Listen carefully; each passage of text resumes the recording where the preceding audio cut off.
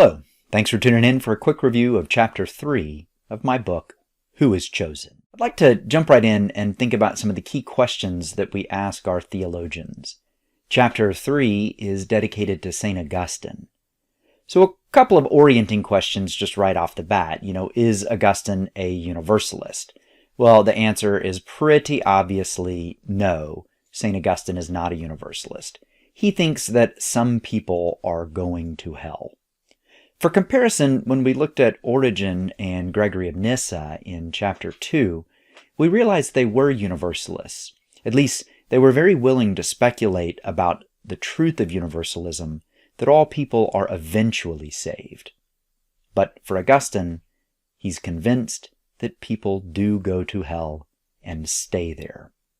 And this raises another question which is very much related to your sense of universalism. What's the purpose of hell? For Augustine, hell is everlasting punishment. Now, this may sound harsh. We have kind of category mistakes here. It's like, I sinned temporally. I sinned in my limited, frail human ability, and somehow I'm going to get to everlasting punishment. But that is, in fact, what Augustine teaches, and that's part of how he understands Genesis 3. We'll take a little closer look at that. But it contrasts quite a bit with Origen, who's thinking of hell as remediation. This is a large part of why Origen thinks that, universalism makes sense for Christians. You can go to hell and you can sort of, do the crime and serve the time, but at some point you will change your mind, you will return to God, and that process is much better described as one of remediation than it is a punishment.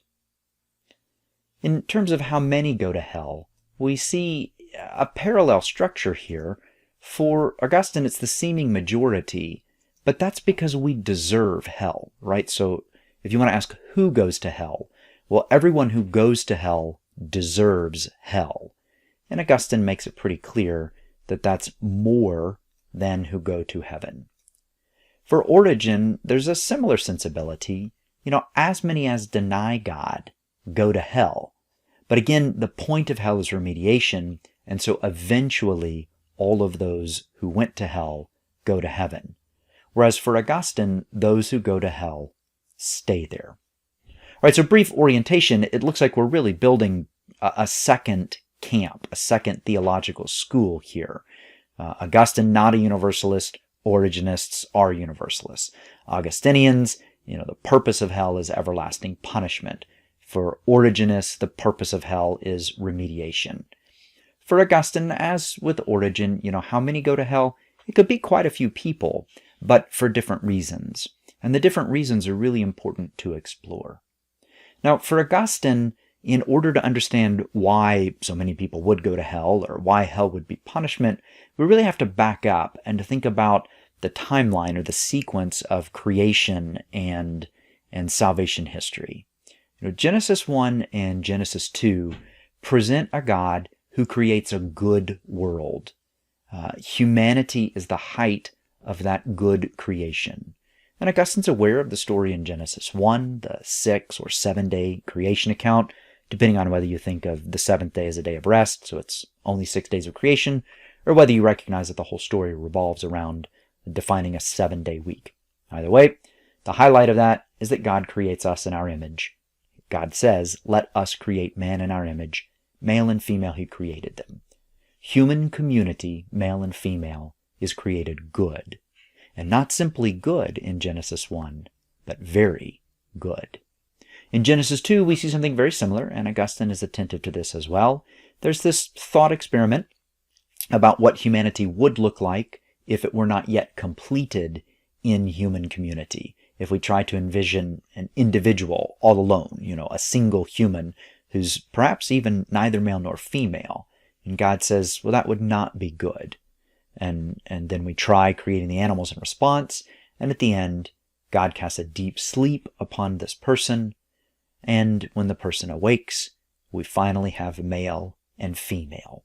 At last, bone of my bones and flesh of my flesh. All looks wonderful in Genesis 1 and 2, and yet all of us know what happens in Genesis 3. A talking serpent enters the scene. Eve takes the bait. has a conversation with the serpent, gets twisted around, ends up eating the forbidden fruit, offers the forbidden fruit to Adam. Adam eats the forbidden fruit, and then they're kicked out of the garden. So Augustine is very big on trying to understand this sense of original sin. Is there original sin? Well, yes. Now, in the primary sense of original sin, I think anyone who accepts Genesis is going to accept original sin. Jews and Christians of whatever flavor will say, of course, there was an original sin, a first sin. On that much, I think really everyone does accept original sin. But Augustine argues that original sin is a cause of future sinfulness. And this may be distinctly Augustinian, or at least Augustine is the one who shapes this teaching on original sin into something firm and long-lasting, so that when you read Genesis 3, you see there not only a type of all sin, but actually the first in a line of causes. Right, so that's a very important part of Augustine's understanding of original sin and what might define an Augustinian conception of original sin differently from some other school of thought. We'll see Origen actually takes a different school of thought, thinking of original sin as a type much more than as a cause. Right, so the events of Genesis 3, Eve eating the forbidden fruit after having talked to the serpent, offering the forbidden fruit to Adam, Adam eating the forbidden fruit, lands them both outside of the garden. And that's like a fundamental schism in time for Augustine. What happened in Genesis 1 and 2 is a different kind of reality from what happens in Genesis 3 and everything beyond. The next time that there will be such a fundamental schism in the time will be when the incarnation happens, when the Word becomes flesh. So everything in the Old Testament and all of the context of the New Testament for Augustine is in this context of original sin having caused future brokenness. Now we need to think a little more carefully about the kind of brokenness. It is true that Augustine is a pretty keen psychiatrist and he wants to diagnose all kinds of human brokenness. He's also a well-read philosopher and he's aware of a number of debates. In particular, there are debates about the relationship between your knowledge and your desire. Can you knowingly want something that is bad? Can you knowingly want something that is ugly? One side of this argument might say something like, in order to make sense of what we do when we choose something bad, we say that, well, we're choosing a short-term good, or we've mischaracterized that bad thing as something good. But Augustine comes to think that actually the kind of conversation that happens between our knowledge and our desire is not that smooth. It's always possible that we would not know what is right. We're genuinely confused sometimes about the truth and the good and the beautiful. But even when we do know, we do not always want. Our common example would be, labels on packages. Like, think of cigarettes, which say, this is not healthy for you. And people know that, and yet they don't seem to act on that knowledge. So what's going on there? Well, Augustine says this is a perfectly normal consequence of original sin. You can know a truth with your mind and not want it in your heart or your free will. Both the knowledge and the will are broken because you can also want the wrong thing. And then the relationship between the two is broken, as we've been discussing, because knowing the truth does not always lead to desiring the truth. Similarly, and we know this cycle in our lives with bad habits, you can know the right thing to do and you can make up your mind. You can want, no longer to have that bad habit. And yet you can find yourself still doing the wrong thing, unable to get out of the habit. As when, I decide that cookies are the things that I want to eat for my 3 o'clock afternoon snack. And, well, that's not the healthiest choice. So I know it. And then I decide that I want to change that. And yet I still find myself eating cookies instead of apples. There are all these cycles of brokenness and layers of brokenness. Augustine thinks they're all rooted in original sin. So that all of us are born into this condition. We're conceived in this condition. in which we're already limited in our knowledge, in our desire or our will, and in our ability. If we wanted to separate other layers of human existence, I think Augustine would be perfectly happy to say, sure, that makes sense as some kind of other faculty or dimension of the human person. It too is probably broken. It too is subject to original sin. This is why we deserve hell. This is why all of humanity is a massa damnata, a lump of the condemned. As Paul says, all have fallen short of the glory of God. And often Paul, and Augustine follows him, reflects, that we do not have it of our own accord to save ourselves. This is why we need Christ. This is why Christ is a Savior. Now, this makes it possible to think about when we do good things, obviously God is involved, right? We need God to do the good things, especially the good things which are relevant to salvation. But Augustine does not deny that humans have a role. It's precisely because of his diagnosis of the human condition as broken, but fundamentally good, that Augustine's able to argue what grace does, in essence, is heal that brokenness. So grace can restore your ability to know the truth. Grace can restore your ability to desire the truth. Grace can restore your ability to actually act on it and do these things.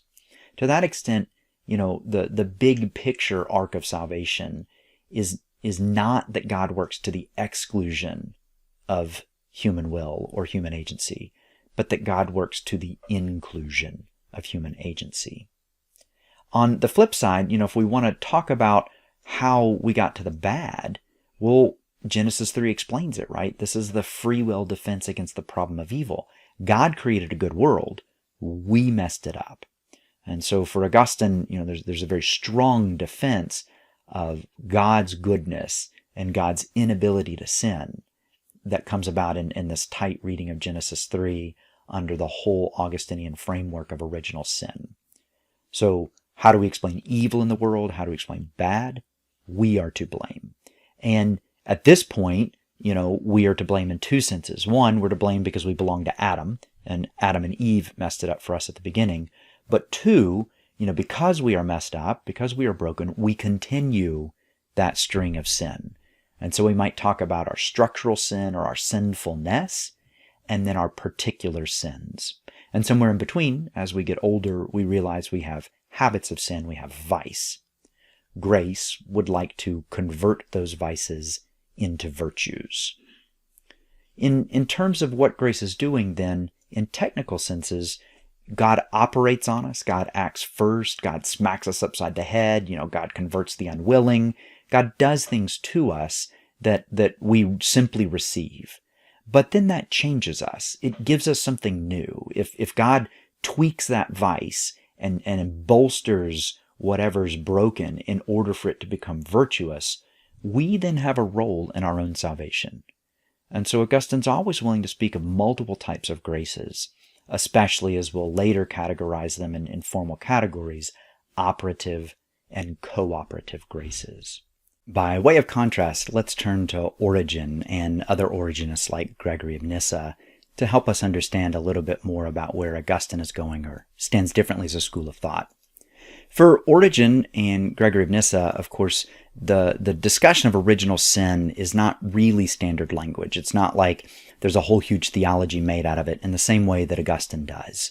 So I'll flag it as not standard language, but then it's not like Origen does not treat Genesis 3 or think about the fall.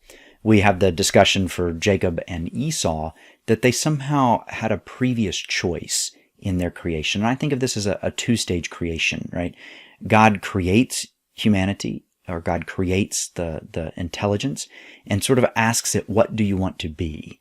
And then that intelligence says, I'd like to be a Jacob, or I'd like to be an Esau. And so it's almost a two-stage creation.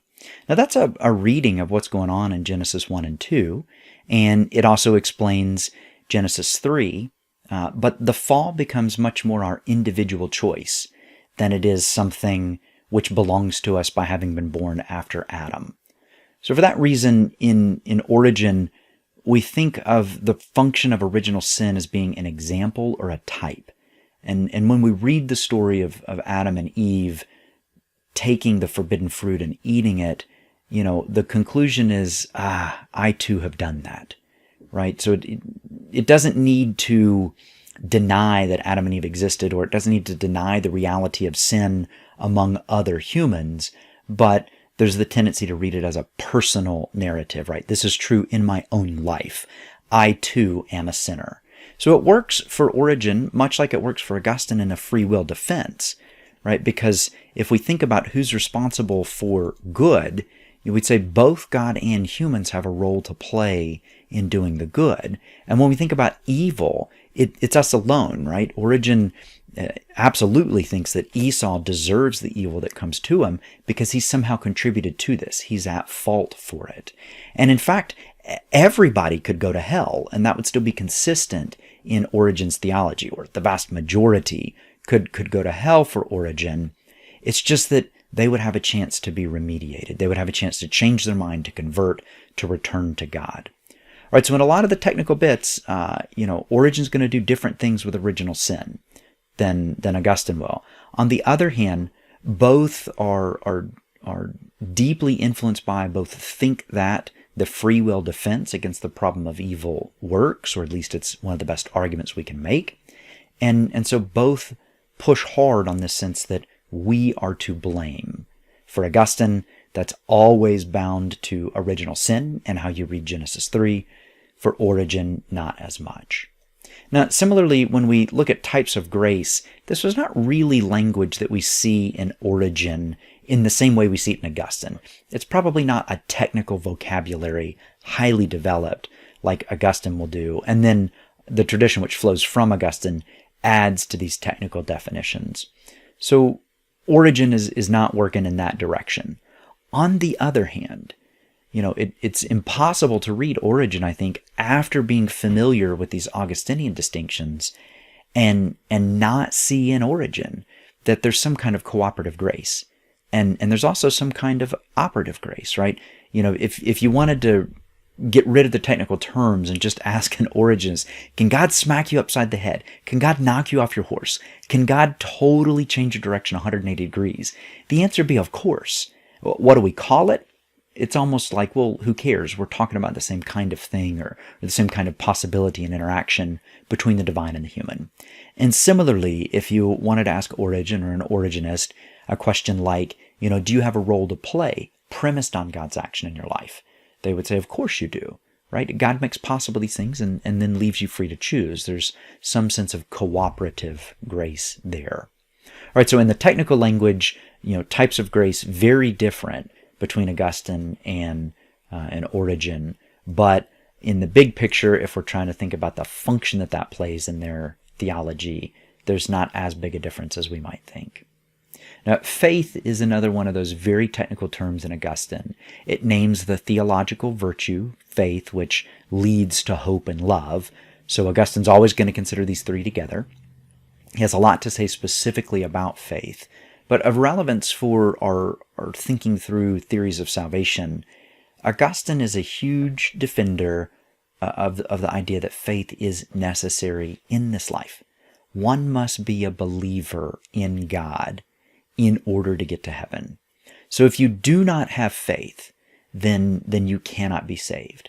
Now, Augustine is open to a number of conversations about how that faith could be expressed. He's open to a number of conversations about when you might acquire that faith, including, deathbed conversions. So he's not saying you have to be baptized on the 8th day and live your life in the Catholic Church until you die in order to be saved. He's definitely holding up a number of other possibilities. But at the end of the day, all of those possibilities are going to have to argue, that faith as a gift from God, as a virtue, is actually a part of them. That's a means of salvation for Augustine. And then kind of the way that you have faith, that the faith is living and active and working in your life, is that you grow into hope and you grow into love.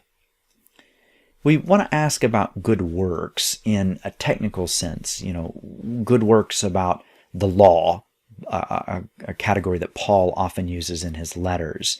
And there's a contrast there between good works or works and works of the law.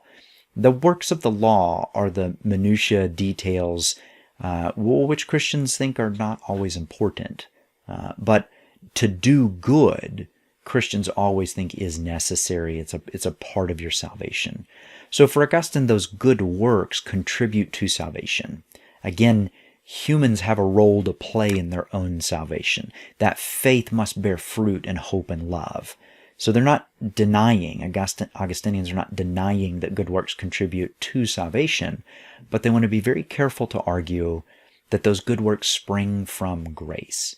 So the grace will always be prior. There would be, an operative grace, a grace that just reached into your life and changed you, that would then be followed by good works. Or if you wanted to go the other way and you wanted to say, oh, I did some great works last week, then an Augustinian would always argue, well, okay, before you did those good works, God was somehow active in your life, giving you graces, building you up towards that. All right, it's in this sense that Augustine speaks often of earning or meriting graces, or earning or meriting heaven, not on your own. But the idea here is that you're actually transformed.